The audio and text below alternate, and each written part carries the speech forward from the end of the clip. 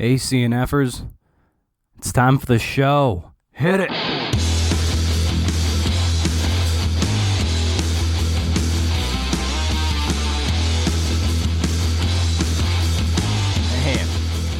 not only am I excited by throwing in some heavy music at the beginning of this podcast, it's Satania, the band. Behind the Curtain is the song. Got it from the Free Music Archive, so we're totally cool. Enough of that foofy shit I had before. Hey, but Bronwen Dickey makes her return to the podcast as her book, Pitbull, Battle Over an American Icon, hits bookstores in paperback. How can you not want to listen to this episode when you have her saying stuff like this? You know, like, what's a fact? Kills me every time. Okay, so you know the drill. Share the episode with people you think will dig it. Subscribe to the podcast and my newsletter. It's all free. I'm not that annoying, right? Right? There's a Facebook page too, so like that.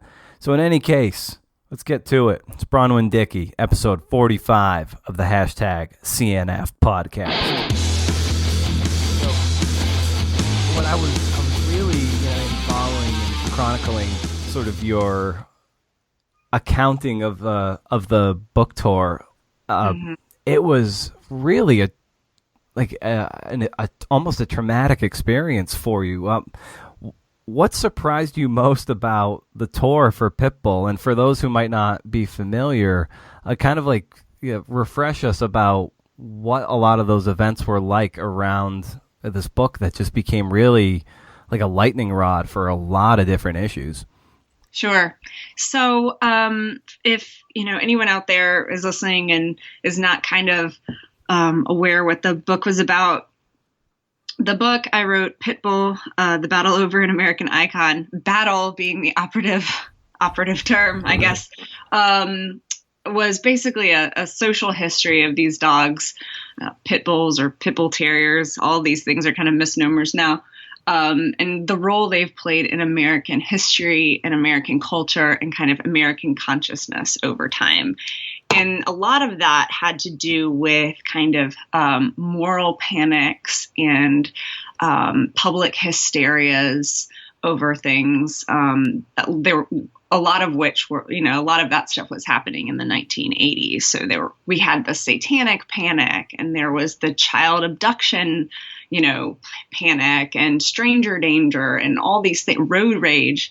And pit bulls were kind of part of that. So through the book, I parsed not only the history of the dogs, but the science of behavior, and really deconstructed how panics get built, kind of how the house that Panic built was constructed.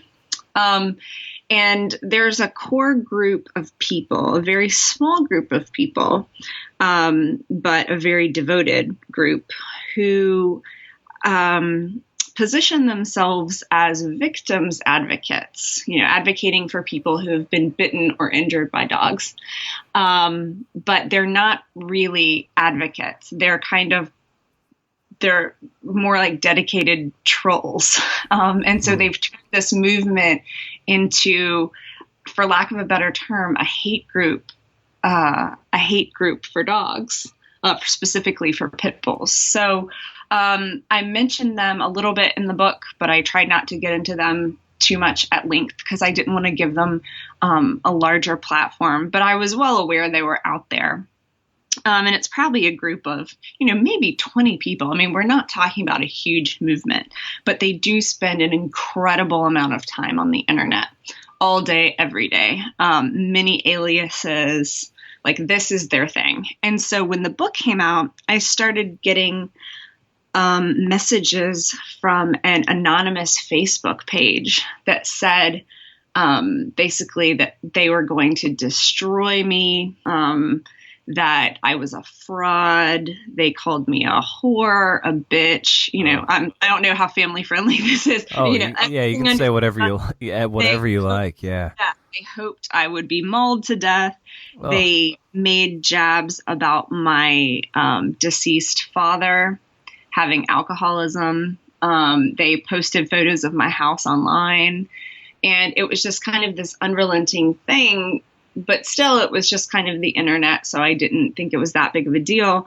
And then at one reading, a reading that was actually very close to my house, a guy showed up and started, just kind of hammering me with questions about, why didn't I talk to this person? Why didn't I talk to that person?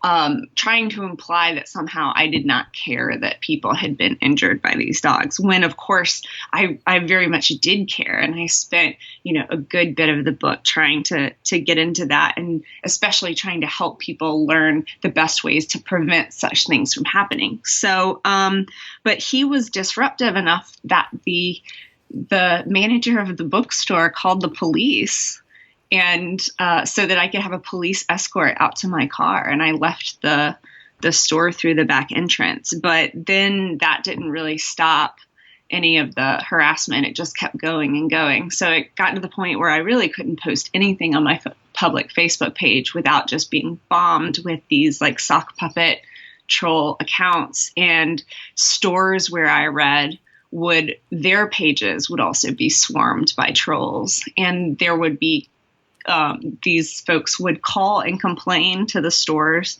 They even sent actual snail mail to a couple of the stores. And so it just got to be this ridiculous thing where my publisher had to, at some of the readings, hire private security. And it was really unfortunate because the severity or the disruption that such a small number of people were able to cause was so kind of alarming that it almost drowned out all the positive attention and the positive feedback that I was getting from the book, which meant so much to me. I mean, so many people came out to my readings and were so supportive. And I just, being able to meet readers is an absolute dream come true for any writer.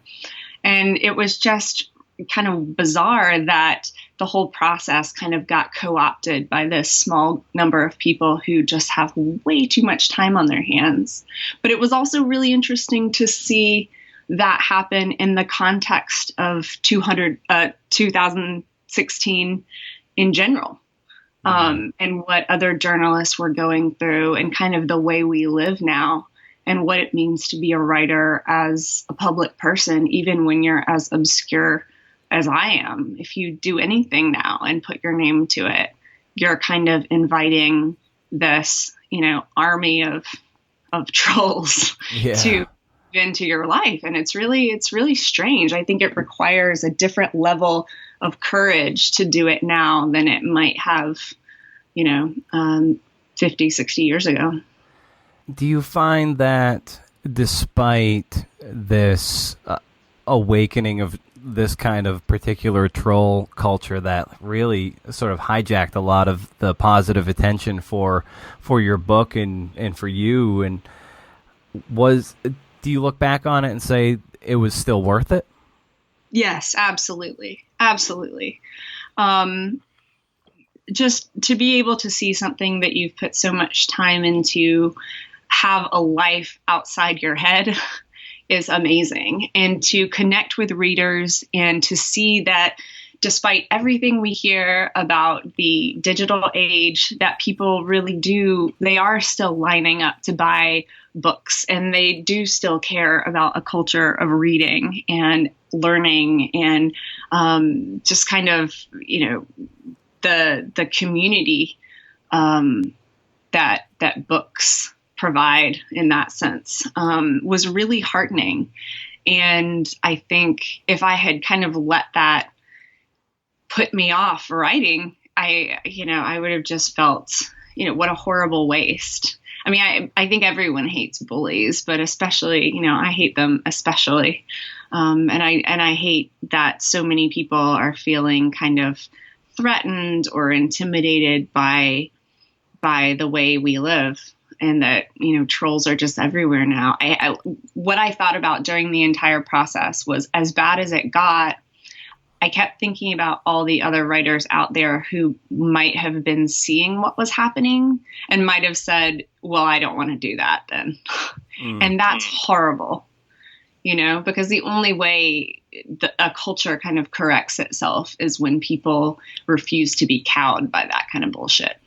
Yeah, and in listening to some other podcasts with Tim Ferriss, he talks about that he had a girlfriend of his. He put a jar on his desk, and it was called like the jar of awesome, and it was like if something really good happened to him, because it's easy to get drowned out by a lot of just negative stuff, especially if you're in the creative space. You put a little piece of paper in there. It's just and then pull out the paper when you needed a little jolt. And you kind of like talked about that, like you're on Amazon. I think last I checked, you had 187 ratings for Pitbull. It's like a 4 point.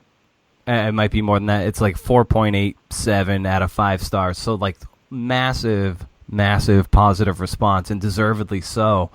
So what were some of those positive experiences that you were able to help drown out a lot of that negative bullying, trolling behavior that really fueled you, to this day?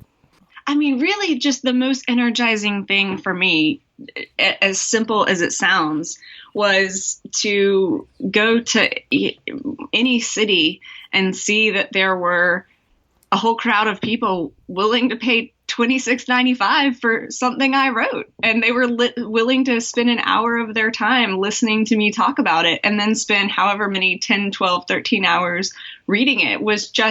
It meant so incredibly much to me. I can't possibly articulate it. I mean, it's almost I get kind of, almost worked up about it. It just meant so much to have that kind of support, but also to see how, I was very worried, probably overly worried, but very worried about getting things right in the book, because there were so many competing perspectives, and there was a lot of tricky science that I had to parse.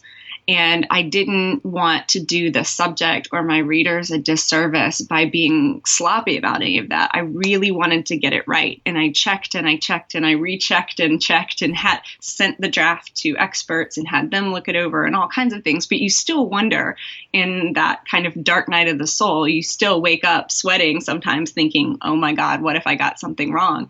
And it was really amazing how positive the response was from reviewers who reviewed the book, and they themselves had a scientific background. So the Wall Street Journal review was written by Pat Shipman, who's a renowned paleoanthropologist who has written an incredible book about the way humans and animals evolved together. And so human-animal relationships over the course of history are her specialty.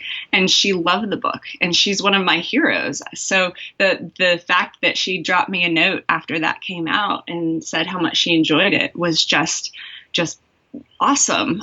Same with like Dr. Laurel Braitman, who wrote this incredible book called Animal Madness. And it was about mental illness in animals, and how we kind of think of animals. The traditional view is that they're these like,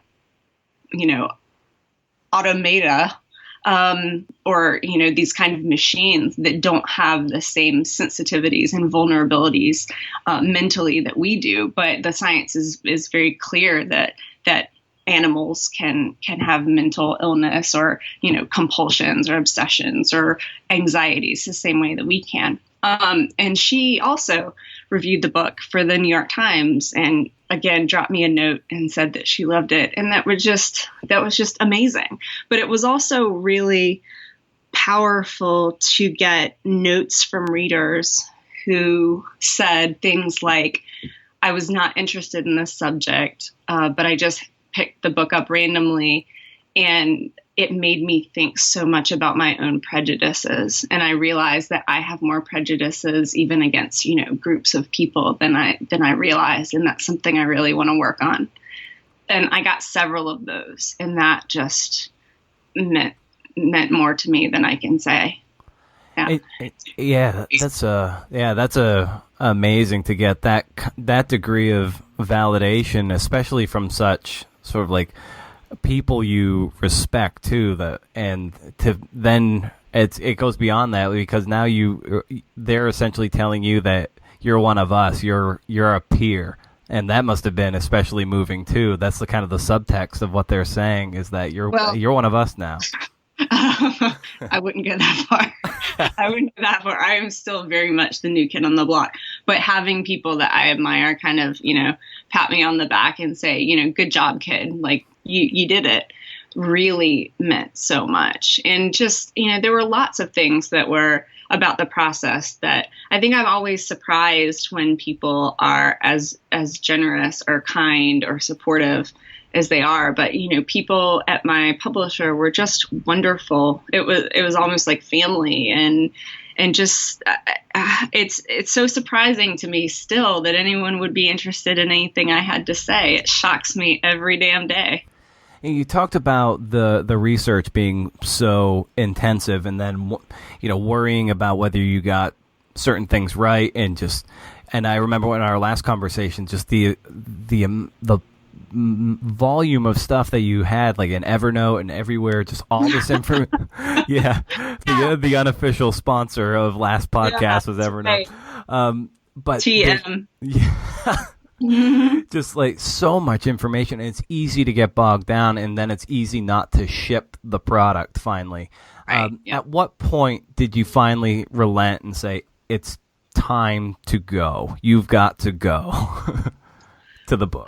When I realized, I think and I'm not the first writer to put it this way, I'm sure, but I think at the point in the research where I wasn't learning anything new, in one sense, I was always learning something new, but where you keep hearing the same things over and over again, or you, as I think Susan Orlean says, you meet yourself coming the other way. So you've interviewed all these people, and then you get to a point where they say, have you talked to so-and-so? And you already have, so you start to encounter pieces of research or other sources that you've already talked to. And so there's not much new ground to kind of turn up, or because you have been obsessively working on this thing full time for a period of years, you end up knowing more about the entire thing than a lot of people you're talking to who each have expertise in a certain piece of it. So once that happened, I realized that, I just had, the pain, as you say, the pain of not shipping it, the pain of not having some sense of completion it far outweighed the anxiety about doing it. And of course, deadlines help. My book was a year late, unfortunately, because I just kept nail biting over the details. And at a certain point, just as a professional, as a person, you just, it's important to kind of not let that stuff drag on too long. But yeah, so, but at some point I did have to, I think I told you this last time, I had to just get out of my office. I had accumulated so much stuff. I just had to, it was almost like a physical weight that was crushing me. It was files, it was photos, it was everything. And I had to just basically move into a blank, empty carrel in the Duke Law Library and just bang it out. Right. And the last time we spoke, you were in the final, I think, hard edits of your conspiracy theory cruise. And what was funny, you were going through the Pitbull tour, and then at some point this piece comes out, and that exposed you to another set of trolling behavior and paranoid people. And it's funny. It's like, in a lot of these things that you're at the center of these universes here that really exposed you to a lot of criticism and vitriol. And I wonder, is there a part of you that feels like that's where you need to get the story to get, what part of you wants to be at that spot? Because at that intersection is where the conflict is. Yes. That's a great observation. And there's a lot of that that's very true. I am very much drawn to kind of upending stereotypes, or going into a community of people that the public may think it knows, and trying to find something different and surprising and human there that just kind of upends those expectations, because I think all of us at some point, some more than others, but all of us have been on the receiving end of some kind of bad stereotyping. I know, even like being from the South, I've often had people assume that I was dumb, or that I had certain political views, or, that kind of thing, or being a woman, people assume certain things about you, et cetera. So I've always been interested in stereotypes and kind of upending them. So when I, go into a community, like people who love pit bulls, you think a certain thing about those people. Mm-hmm. And I found something very different. Conspiracy theorists. I was very interested in the kind of the psychology of that, partially because of the research that I had done for the book. And a lot of these people that ended up trolling me from the Pitbull thing had very much of a conspiracy theorist mindset, that I must be working for some kind of dogfighting lobby, that I must have been paid by someone to write this book, et cetera, et cetera. So that's when I started researching it, and I became really interested in that mindset. And that's what kind of led me to do the conspiracy story.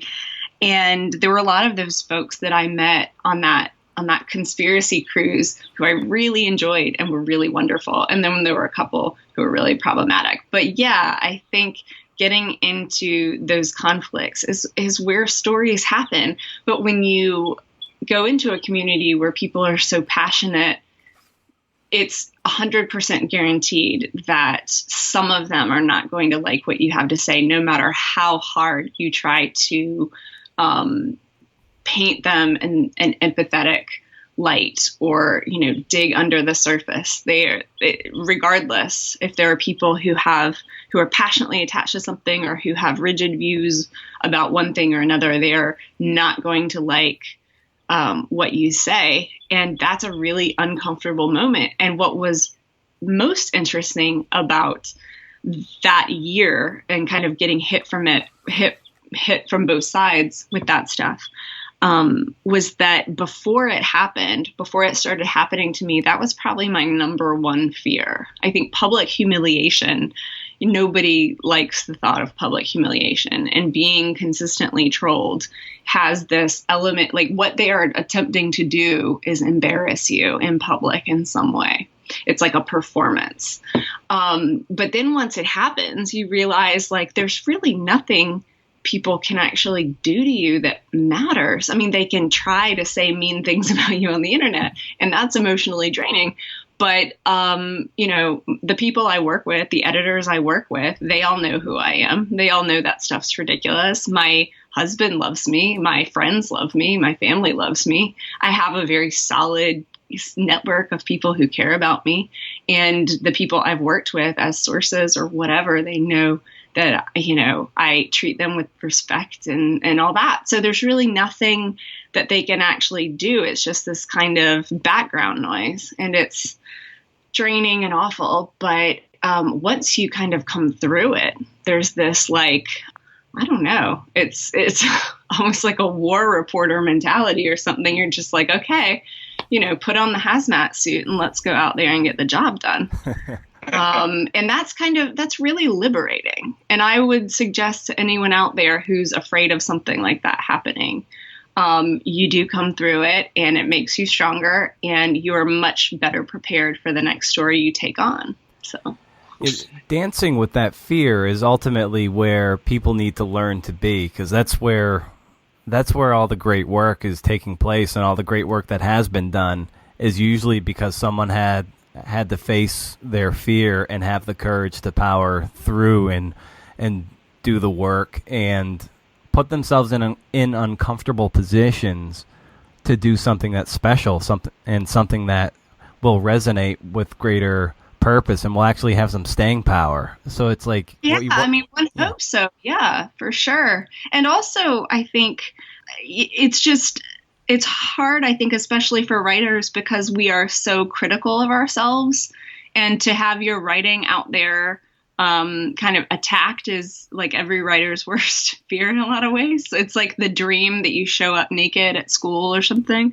But yeah, I mean, the good stories are the ones where that's probably likeliest to happen. And at least, you know, if it does happen to you, my God, you are not alone. It's happening to everybody. And so, you know, it's one of those risks of the job. And if it means enough to you, you just have to power through it with a lot of, you know, beers and crying on people's shoulders and that kind of thing. Now, it's the criticism that comes from outside once the piece is done, like that's its own beast. There's also the type of self-criticism that goes on before it's published where you have a perfect vision in your head of what you want it to look like. But as you're going through drafts, it does not match that ideal that's in your head. And sometimes that can, in and of itself, is going to be very paralyzing because you're doing some work, but it doesn't fit the ideal you've made for it. And the people who do this well they look beyond the perfect vision in their head and they get it to a close point by doing the work. So like, how do you reconcile, say, the perfect vision in the head versus the work that has to get done in order to somewhat meet that ideal? How do you overcome the negative self-talk in the drafting process? I'm so the wrong person to ask, because if I have a pathology, that is it. And that sometimes it's completely paralyzing. Perfectionism will truly kill you. It will kill your work. It will kill anything that's original about your voice. It will kill everything good that you're trying to do. And saying that doesn't make it go away. I struggle with it every day. And that's why, you know, fortunately in nonfiction, if you are, you know, writing for magazines, et cetera, or you have a certain book project that's going, deadlines really do help, because at the end, I think Paul Valéry, the French poet, said, you know, a poem is never finished, it's only abandoned. And I think that's probably true for any piece of writing. I know it's certainly true for mine. Everything that I have ever written, I can't read because I go back and I think, oh, I should have changed that, or I could have done this better. It's very painful for me seeing that, because it's probably like 50% suckier than I hoped it would be.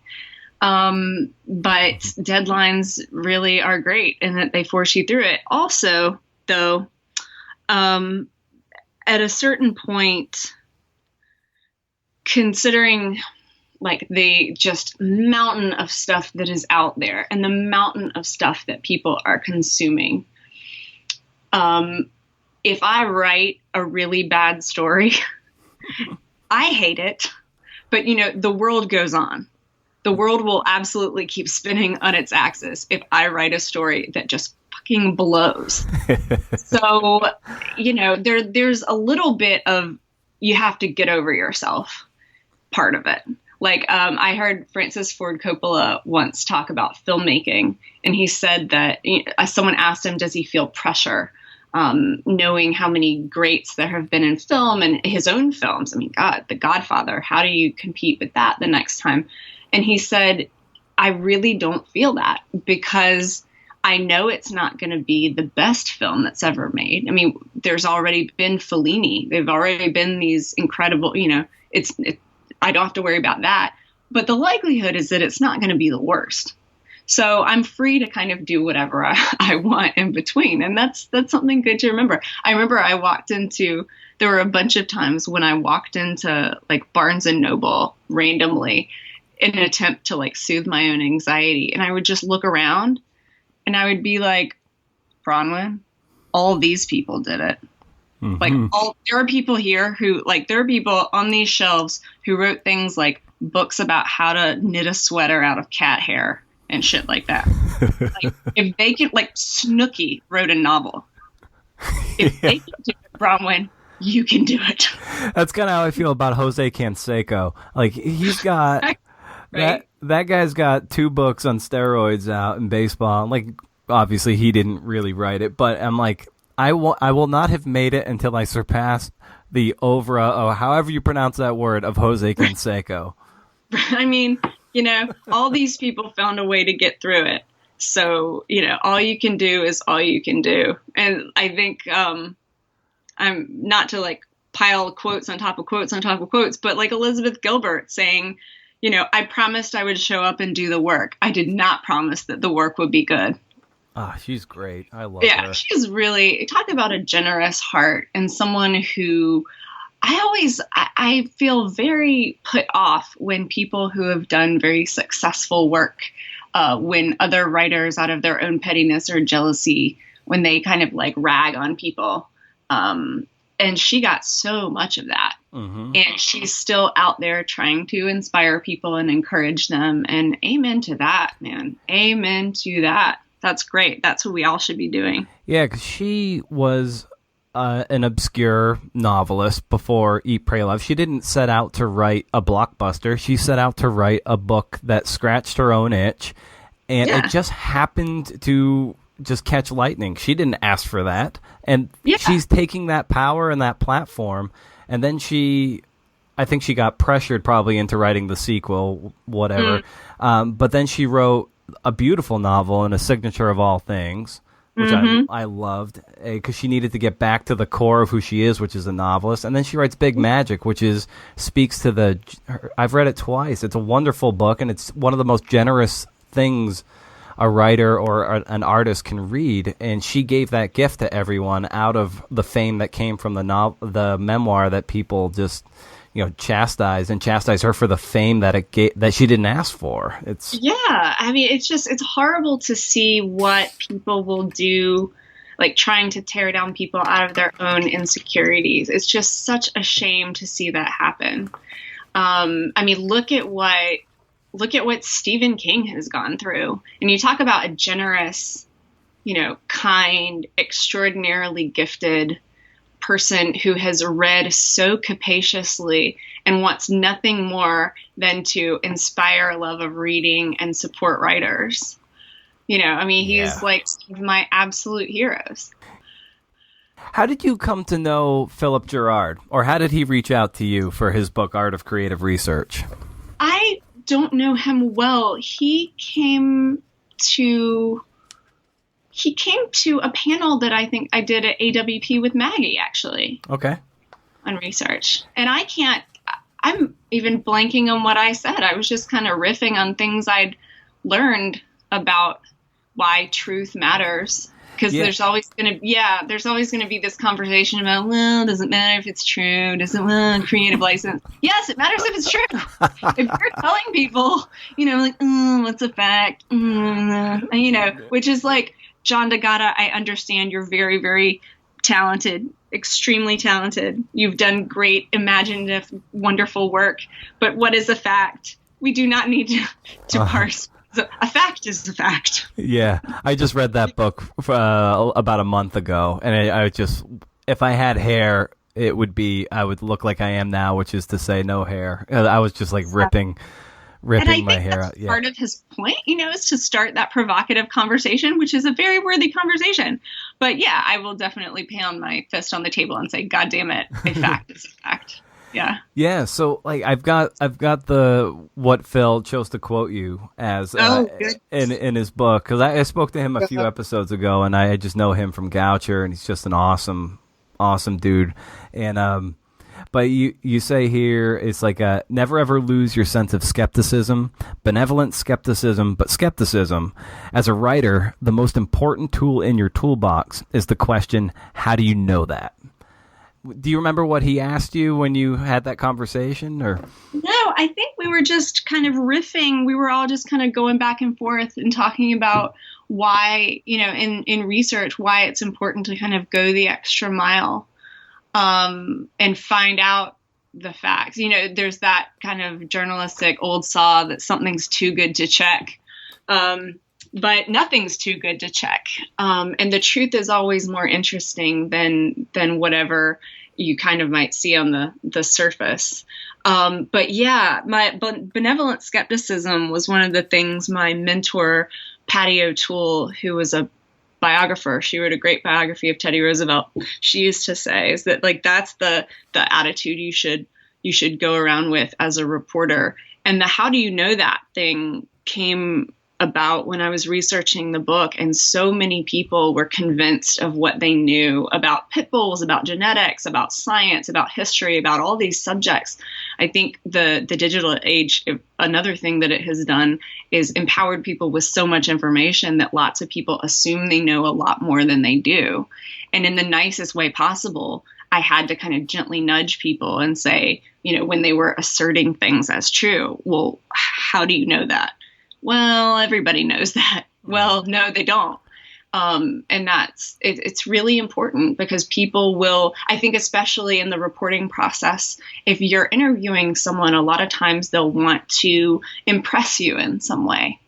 Because it's very flattering to have someone come to you and say, I think your viewpoint is important and I would like to interview you and hear what you have to say. And I think sometimes we forget, as reporters, that people aren't used to that. And they might be trying to kind of puff up a little bit, not because they're trying to be dishonest in any way, but just because they want to make your time worth it. And if there's anything I can do to gently kind of disarm that and relax how I talk to sources and kind of, dig into what they really think and believe and know, then that's what I'm trying to do. But yeah, a lot of people really don't like it when you say that. And so you have to be very delicate about how you phrase it, for sure. But it is an awesome tool and it has never done me wrong. Yeah, it's a fairly, if you preface it strategically, it's a fairly easy question to ask. Be like, oh, that's really interesting, but help me get a greater understanding of how you came to know that, because yeah, exactly. That way.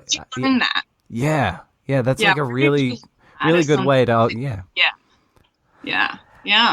So, how long can you sit without a writing project? Good question, Brendan. A couple of months max. And that's kind of the point that I've been in this year, is the book took so much out of me. It took so much out of me emotionally, psychologically, even physically, that I think I told you last time, I was getting to this point where I was like propped up in bed and typing all day, and I wasn't sleeping. I wasn't eating well. I was living on caffeine. And so I felt really wired all the time, and my health was just not good. So coming off of that is like coming off this weird years-long work bender that's just exhausting.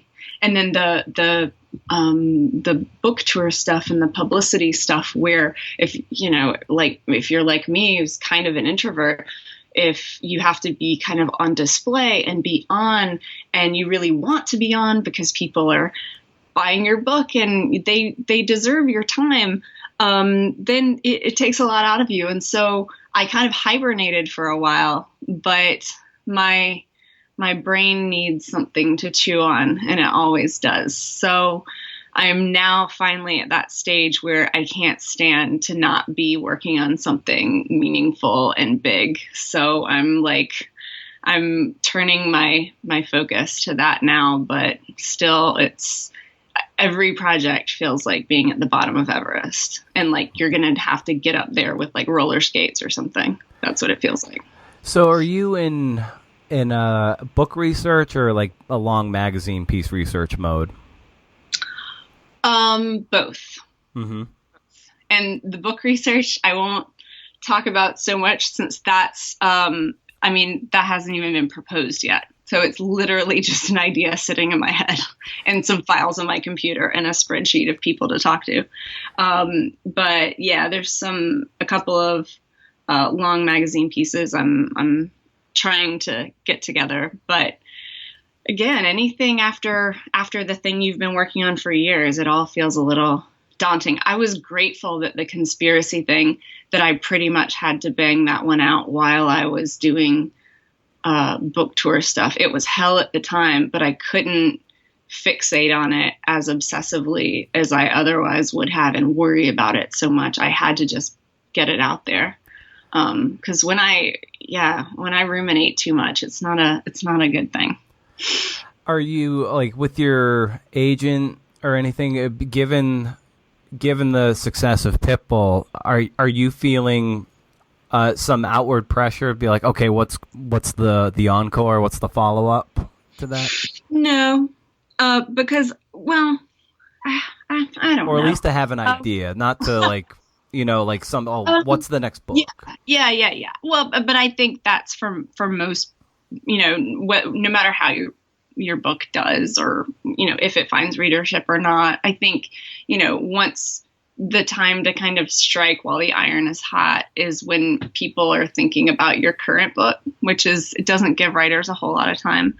But in terms of whether or not people are ever going to read anything I write again, I don't feel that kind of pressure because I feel so lucky to be here in the first place. I remember in grad school, doing my MFA, writing these really short pieces and looking at the kids who were working on book length projects and thinking they must have this magical special capability that I would never have. Like, how could you do a book? Like, that's so big, a book. The idea that there would be a book out there that I could go into a bookstore and there would be something with my name on it was just so outside of what I thought I could do. That I feel so grateful for the opportunity that I've been given in the first place, that it felt to me like a lightning strike. And so I don't expect that to ever happen again. And if it does, that's gravy. Given that you're kind of working on some magazine stuff and all that, what are your days? How have you been shaping your days to start to get to work on this stuff? Mm-hmm. You want the real answer or like the good answer? I mean, the real answer is the facts. Well, I mean, I don't think I don't think it can actually be discounted, as much as I hate to like bring this stuff up in like the pure space of the creative nonfiction podcast. But I was really knocked off my center by the election. And I think a lot of writers are kind of going through that, in that the world seems tilted in a way, like things I was very sure of about the world don't seem to be so sure. And I think there's a lot of kind of fear and anxiety, just kind of seeing the partisanship and the tensions between groups and kind of the vitriol and the divisions that are out there. I think was really, I've never experienced anything like that in my life. And that was destabilizing for a while. So it was hard to concentrate on anything else. And I say that by way of saying that, like, now I feel compelled to read the news for much longer each day than I did. And in some ways it's good to be that informed, but in other ways it really takes away from the time that you need to be doing other things. So I've had the past couple of months, that's been a real struggle for me. Whereas before, it was easier to get up and scrawl in my notebook and, do a cursory look of the Times and the Post or whatever, and then get to work. Now it's like, oh my God, are we all going to die? Mm-hmm. So that's a little different, and I'm still trying to figure out how to accommodate that and kind of put that to the side and get back to focusing on the things that are most important to me. It's fine. But before I let you get out of here on this little segment, like I'm reading Hellhound on His Trail by Hampton Sides. Yeah. Have you read that? Sides. No, but I love his writing. Yeah. So it's funny that you just bring up the current political climate. Like, I just read this chapter last night before I went to bed, and it was talking about George Wallace, and at the beginning of this chapter, he was called the surly orphan of American politics, the grim joker in the deck, whose Knight Rider candidacy is a rough approximation of the potential for an American fascism. Mm-hmm. This is 1967. Yeah. And then later in the chapter, Life magazine wrote, in both the North and South, Wallace appears to be tapping a powerful underground stream of discontent. And I was just like, holy shit, this is 50 years ago. I know. He didn't win, but the what he was platforming on won Trump the election. And it's just like, holy shit, like, we've come so far and not far at all. I know. And look at what happened in those years. You know, I mean, you talk about upheaval. Yeah. You know, how much injustice and hatred and backlash and, you know, people, the whole country seems to be coming apart in so many ways then because of hatred.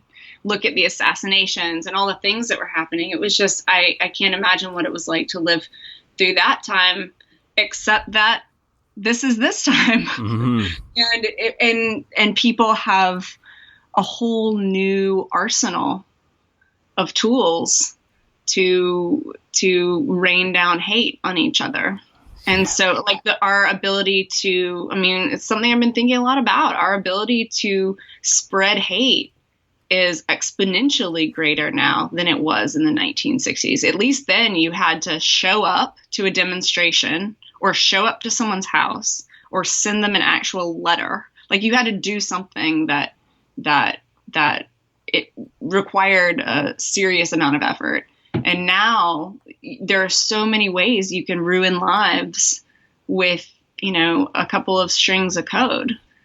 Well, Bronwen, thank you so much for taking time out of your morning to talk shop. And this is always fun, and deeply grateful for your time. And so, yeah. Anytime, man. Anytime.